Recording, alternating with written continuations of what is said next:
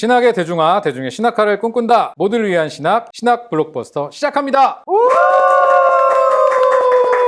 네, 우리 지난 시간에 디트리 보네퍼, 굉장히 유명한 저에게 너무 익숙한 이름의 신학자를 다뤘는데 이분의 이제 어떤 사상과 이런 걸 좀 다루고, 지난번에 예고해 주신 대로 오늘은 2부 급진신학이 그게 어떻게 또 영향을 받았는가, 그 내용에 대해서 또 설명을 해주시면 좋을 것 같아요. 급진신학 또는 이제 세속신학이라고도 부르는데, 이제 이것은 보네퍼의 성인이 된 세상, 그리고 종교 없는 기독교, 이 개념에서 아주 큰 영향을 받았어요. 근데 이제 우리 책에서도 짚고 있듯이, 그렇다면 이들이 보네퍼의 의도를 제대로 이해한 거냐에 대해서는 좀 논란이 있다는 거예요. 보네퍼가 살아서 이제 이들의 신학을 접하면 니들 너무 나갔어, 나 니들 조상 아니다, 이렇게 이제 했을 수도 있다는 거죠. 뭐 정확한 건 아무도 알 수 없죠. 그래도 어쨌든 이들이 보네퍼에게 영향을 받은 건 너무 분명하기 때문에 우리 책은 이 둘을 묶어서 다루고 있습니다. 급진신학이 출현한 시기는 이제 1960년대예요. 그리고 이제 앞으로 다룰 많은 신학자들도 이 1960년대를 기점으로 출현하는데요. 그럼 왜 1960년대가 이렇게 중요했나 좀 살펴볼 필요가 있는데, 60년대는 이제 서구 사회 전체가 기존 권위에 이제 의문을 제기하고 대안을 추구하던 그런 시대였어요. 미국에서는 50년대부터 넘어온 흑인 민권 운동이 있었고요. 뭐 히피 문화, 유럽으로 가면 그 유명한 68혁명 같은 게 이제 이 시대의 상징이었던 거죠. 그런 시대의 신학계는 어떤 모습이었냐? 마침 신학계는 바르트나 뭐 니버나 틸리 같은 이 우리가 앞서 공부했던 그 거장들이 이제 퇴장한 시기였어요. 그러면서 이제 신학적인 공백이 생겼고, 이제 그 공백을 채우려는 노력들이 이제 여기저기서 일어났던 거죠. 근데 그 앞 시대의 주된 흐름이 뭐였냐 하면 역시 신정통주의였어요. 하나님의 초월성, 그리고 하나님과 이 세상의 차이를 이제 극단적으로 강조했던 거죠. 그러다 보니까 이제 60년대에는 그 반작용으로 하나님과 세상을 아주 밀접하게 관련시키려는 신학들이 일어나게 됐던 거죠. 그게 이제 지난 시간에 봤던 과정신학, 그리고 오늘 보는 급진신학, 그리고 이후에 살펴볼 해방신학, 이런 것들이 다 이런 맥락에서 이제 출현한 신학이라는 거죠. 이 신학의 명칭도 한번 정리하고 하죠. 뭐 급진신학, 세속신학, 뭐 신죽음의 신학, 뭐 엄청 너무 많은 이름들이 나와가지고 헷갈릴 수 있어서요. 정리를 해야 될 것 같은데, 이 사이에서 이제 모든 학자들이 동의하는 어떤 분명한 구분이 있지는 않아요. 근데 올스는 어떻게 구분했냐면, 이런 신학들을 다 포괄하는 가장 넓은 개념으로 이제 급진신학을 사용하는 거예요. 그리고 그 급진신학 안에서 세속신학과 신죽음의 신학을 이제 구분했어요. 세속신학은 뭐냐면 세속사회를 이제 긍정적으로 보는데, 그렇다고 신의 죽음까지는 말하지 않는 조금 더 온건한 입장을 말하는 거고, 신죽음의 신학은 뭐 그 의미가 뭐든지 간에 어쨌든 신이 죽었다 이렇게 주장하는 좀 더 과격한 입장을 말하는 거죠. 이렇게 구분을 하는 이유는 아무래도 이제 신의 죽음이라는 개념이 너무 파격적이어가지고 공격도 많이 받다 보니까 거기까지 가지 않은 신학자들을 좀 이제 구별해 주려고 하는 것 같아요. 근데 이제 뭐 사실은 그렇게 딱 떨어지게 나누기는 쉽지가 않다. 그래도 이제 설명의 편의를 위해서 세속화를 긍정하는 데 더 강조점이 있는 걸 세속신학, 그리고 신의 죽음에 강조점이 있는 것을 신죽음의 신학, 이렇게 나눠서 좀 설명하겠습니다. 워낙 많은 학자가 나와서 좀 간단하게 언급하고 넘어갈 수밖에 없겠는데, 네, 제발 그렇게 해주세요.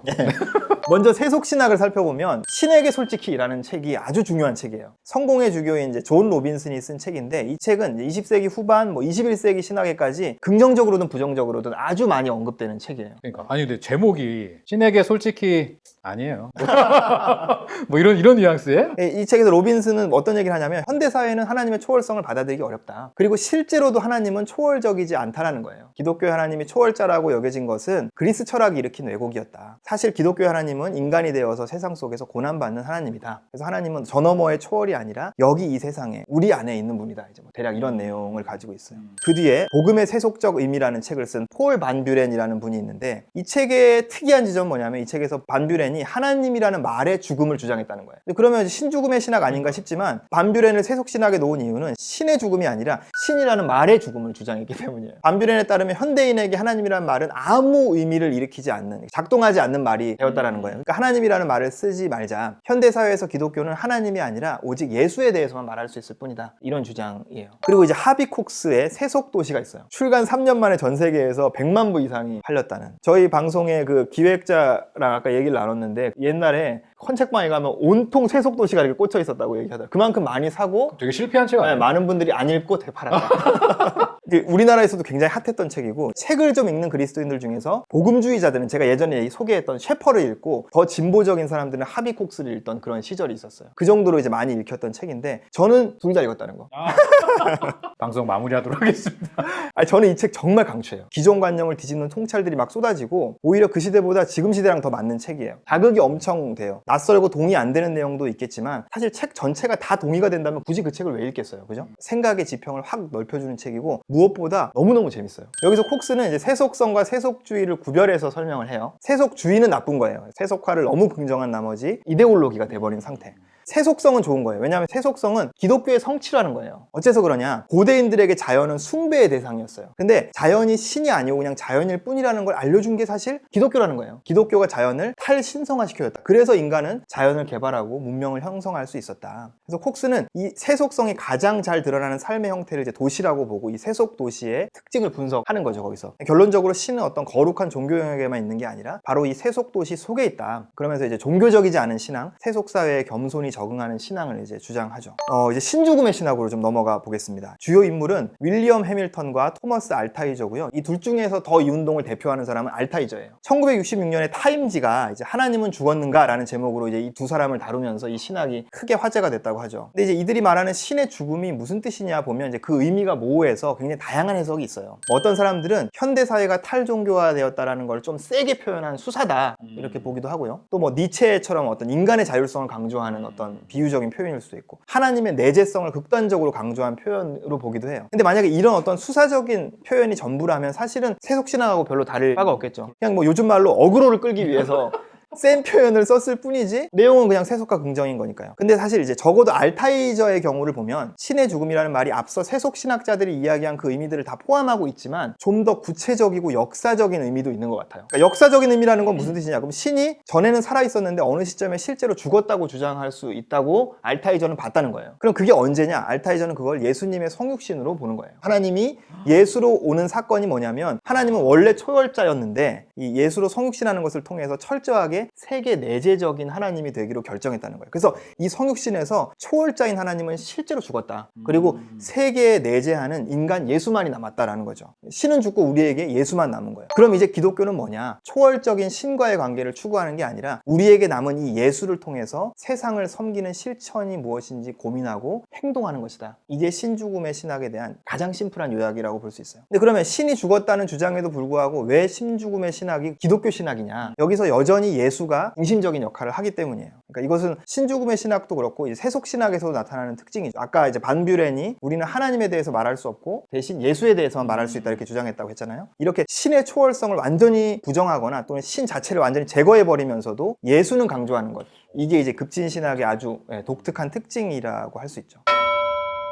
슬슬 촉이 오는데 많은 비판을 받았겠다라는 생각이 특히 이제 신죽음 신학에 쏟아진 비판 속에서 이제 신죽음의 신학은 급속히 몰락을 하게 되죠. 상대적으로 약간 온건한 편인 세속 신학도 몰락하진 않았지만 이제 뭐 이때만큼의 영향력은 이제 잃은 지 오래되죠. 비교적 단명한 운동이다라고 얘기하는데 수많은 비판 중에서 이제 세 가지만 좀 추려서 얘기를 해보죠. 첫 번째는 아까 이제 보네퍼 때도 봤듯이 세속성을 그렇게 긍정하는 게 맞냐라는 비판이 있을 수 있죠. 세속 사회가 어딜 봐도 성숙했냐 엉망이지 이제 이런 얘기죠. 두 번째로는 이게 좀 결정적인데 현대 사회가 점점 더 종교 없는 세상이 되어갈 거라는 그 세속성 이론의 예측이 틀린 거죠. 그게 결정적이었어요. 반대로 현대 사회는 종교의 재부흥을 경험하고 있는 거죠. 제3세계에 엄청나게 많은 이제 종교의 부흥, 뭐 오순절 교회들의 부흥, 다른 종교들의 부흥 이런 것들을 현대 사회는 오히려 경험하고 있죠. 마지막으로 당연히 나올 비판인데 이게 기독교냐라는 비판이 있겠죠. 그러니까요. 이건 당연히 이제 현대성을 많이 수용한 신학을 다룰 때마다 이 전통 신학 쪽에서 나오는 비판인데 급진 신학에서는 정말 그럴만하죠. 뭐 신의 죽음까지 이야기하는 그런 신학이 기독교가 맞나라고 볼 수 있는 거죠. 아까 제가 이제 신죽음의 신학이 신은 제거하고 예수를 강조하는 아주 독특한 형태라고 했는데 랭던 길키라는 신학자는 이건 말도 안 된다. 하나님이 없다면 예수가 주님이라는 게 대체 어떤 의미를 가질 수 있나? 그게 좀 저도 상충되는 느낌이 좀 있었는데 그렇게 이제 강하게 비판을 하죠. 이 신학의 의의를 좀 살펴보자면 세속성을 긍정했다는 게 비판받는 점이면서 동시에 이 신학의 특별한 기여라고 볼 수 있어요. 이제 보통 세속성이라는 말은 부정적으로 인식되잖아요. 거룩의 반대말로 TK 세속적이야 이러면 기분 안 좋죠. 아니요 괜찮아요. 좀 뭐 어제도 들었고 요즘 자주 듣고 있어가지고 기본적으로는 그렇죠. 불편한 말이죠. 사실. 그런데 이제 이 세속성을 긍정적으로 해석할 수 있는 여지를 열어줌으로써 이제 이후에 어떤 이 세속 세상에 적극적으로 참여하는 신학들이 발전해 가는데 어떤 마중물 역할을 했다라고 볼 수 있죠. 또 한 가지는 이제 현대 사회에서도 하나님의 초월성을 계속해서 주장하려는 사람들에게 이 신학이 자극을 주었다는 면도 들 수 있을 것 같아요. 신의 죽음을 말할 정도로 탈종교화된 세상에서 하나님의 초월성을 어떻게 말할 수 있을까? 이제 새로운 답을 찾아야 했던 거죠. 자극을 좀 준 거고. 그렇죠. 그렇죠. 우리가 다음 시간부터 보게 되는 몰트만이나 판넨베르크의 신학이 어찌 보면 이 1960년대 이후의 세상에 하나님의 초월성을 이제 의미 있게 제시하려는 노력이라고 볼 수 있어요. 그러니까 극단적인 입장은 반대쪽한테도 과제를 던져주고 성장하게 하잖아요. 그런 것도 역시 급진신학의 간접적인 기여라고 볼 수 있죠. 근데 이제 뭐 몰트만이나 판넨베르크의 신학이 급진신학에 대한 대응으로 나온 신학은 아니에요. 동시대에 나온 신학이거든요. 그렇지만 어쨌든 이런 신학들과 대화해 가면서 받은 도전과 자극들이 이제 분명히 있는 거죠. 오늘 또 별책 물어보기서 예. 호은쌤의 전매 특허인 정리 한번 해주시면 5, 6, 좋겠어요. 7장을 한번 좀 묶어서 정리를 해야 될 것 같은데 20세기 신학을 이제 아까 말한 1960년대를 기점으로 전후반으로 나눌 때 5, 6, 7장은 전반부 신학을 주로 다루고 있어요. 전후반이 5, 6, 7장이 딱 나눠지진 않아요. 왜냐하면 뭐 과정신학이나 급진신학 같은 경우는 20세기 후반 신학이 맞아요. 근데 이제 이들의 조상이라고 할 수 있는 화이트헤드와 보네퍼가 20세기 전반에 활동했기 때문에 그냥 20세기 전반부 신학에 묶어서 함께 정리할 수 있을 것 같아요. 20세기 전반부에 출현한 첫 번째 흐름은 신정통주의였어요. 먼저 칼바르트는 위로부터의 신학, 그리고 철저한 그리스도 중심주의를 전개했던 신학자입니다. 두 번째로 루돌프 불트만이 있죠. 이 사람의 신학의 방법은 신약성서의 비신화화, 신학의 내용은 실존론적 해석. 그리고 세 번째는 라이놀드 니버였습니다. 기독교 현실주의, 사랑과 정의의 변증법. 거기에 대해서 대응해가면서 나타난 두 번째 흐름은 신자유주의였어요. 먼저 폴 틸리는 상관관계 신학, 실존 철학이 굉장히 중요했는데 실존 철학이 묻고 신학이 대답하는 그런 형식의 신학을 전개했다. 과정신학은 과정사상이라고 하는 사상에서 출발하는데 그 과정사상의 대표자는 알프레드 화이트헤드, 그리고 과정신학은 존 카비 대표자입니다. 강조점은 신도 세계의 일부다. 강제하지 않고 설득하는 하나님. 그리고 마지막으로 급진신학을 살펴봤는데 보네퍼가 있습니다. 급진신학의 조상. 아직도 낯서신 분들이 있을 것 같다는 생각이 들어요. 성인이 된 세상, 종교 없는 기독교를 키워드로 제시할 수 있을 것 같고요. 급진신학 자체는 세속신학과 신죽음의 신학으로 나뉘는데 세속신학은 존 로빈슨, 폴 반 뷰렌, 하비 콕스 이런 분들을 얘기할 수 있습니다. 세속성을 긍정하는 기독교. 거기서 좀 더 나아간 신죽음의 신학, 윌리엄 해밀턴과 토머스 알타이저가 대표자고 하나님은 사라지고 예수만 남은 기독교라고 말할 수 있겠네요. 한번 딱 일목요연하게 정리해보니까 대단한 학자들이 이때 엄청나게 활약을 했구나 이런 생각이 한눈에 보이는 것 같아서 되게 좋은 것 같아요.